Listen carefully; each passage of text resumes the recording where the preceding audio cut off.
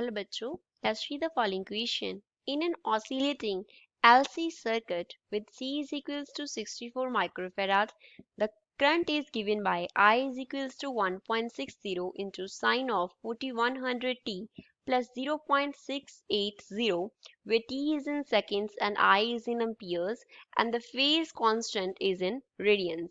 हमें current I का equation दिया है LC सर्किट में प्लस C का कैपेसिटेंस का वैल्यू दिया है. क्या कैलकुलेट करना है? A. How soon after t is equals to 0 will the current reach its maximum value? कितनी देर में जो करंट है वो अपनी मैक्सिमम वैल्यू में पहुंच जाएगा. सेकंड हमें क्या फाइंड आउट करना है? बट आर द इंडक्टेंस कितना है? C द टोटल एनर्जी कितना है. So first of all we will talk about the key concept used in the question. इस क्वेश्चन पे हम क्या की कॉन्सेप्ट अप्लाई करेंगे. So we will use the relation of the current as I is equals to I naught into sin omega t plus क्या होता है? Phi होता है. अब यहाँ पे I naught जो है वो क्या रिप्रेजेंट करता है? करंट के मैक्सिमम वैल्यू को रिप्रेजेंट करता है. Maximum value of current. And जो फाई है वो क्या है? फेज कांस्टेंट है. Phi is phase constant and omega जो है वो डिनोट करता है एंगुलर फ्रीक्वेंसी को. Omega is angular frequency. अब क्वेश्चन को सॉल्व करते हैं. ए पार्ट में हमें क्या करना है? टाइम का वो वैल्यू फाइंड आउट करना है यहाँ पे करंट का जो वैल्यू है वो मैक्सिमम हो जाए.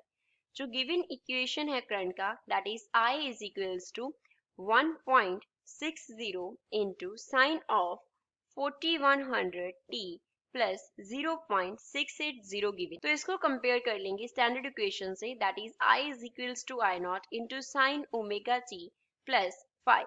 Now we can see I not की इक्वल होगा कब? जब साइन ओमेगा टी प्लस 5 का जो वैल्यू है वो किसके इक्वल आ जाएगा? 1 के इक्वल आ जाएगा. That is it will be equals to sine pi by 2. Sine pi by 2 कितना होता है? 1 होता है.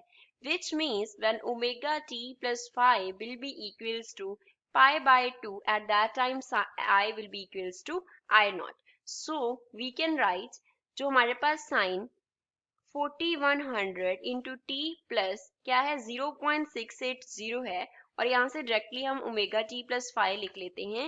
It should be equals to pi by 2. pi by 2 means 3.14 by 2 के इक्वल होना चाहिए. तो 4100 into t प्लस 0.680 किसके इक्वल होना चाहिए? 1.57 के. So from here we can write 4100t should be equals to 1.57 minus 0.680. So 4100t should be equals to 0.89. तो t का जो वैल्यू है यहाँ से वो किसके इक्वल आएगा? 0.89 को हम डिवाइड कर देंगे किससे? 4100 से.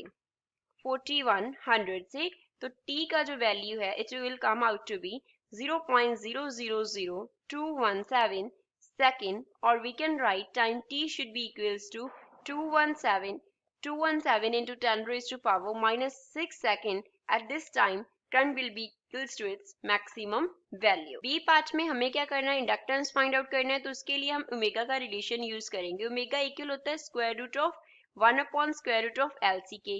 तो यहाँ से ओमेगा का जो स्क्वायर है वो किसके इक्वल आ गया? 1 अपॉन LC के. फाइंड आउट करना है इंडक्टेंस. तो ये इक्वल हो जाएगा 1 upon omega square into C के. अगेन इसी इक्वेशन से वी कैन सी कि जो 4100 है वो किसके इक्वल है? ओमेगा की इक्वल है. तो जो L है वो किसके इक्वल आ गया? 1 अपॉन ओमेगा का स्क्वायर मीन्स 4100 का स्क्वायर एंड इंटू C है. C का जो वैल्यू गिवन है that is 64 microfarad. So we can use C is equals to 64 into 10 raised to power minus 6 farad.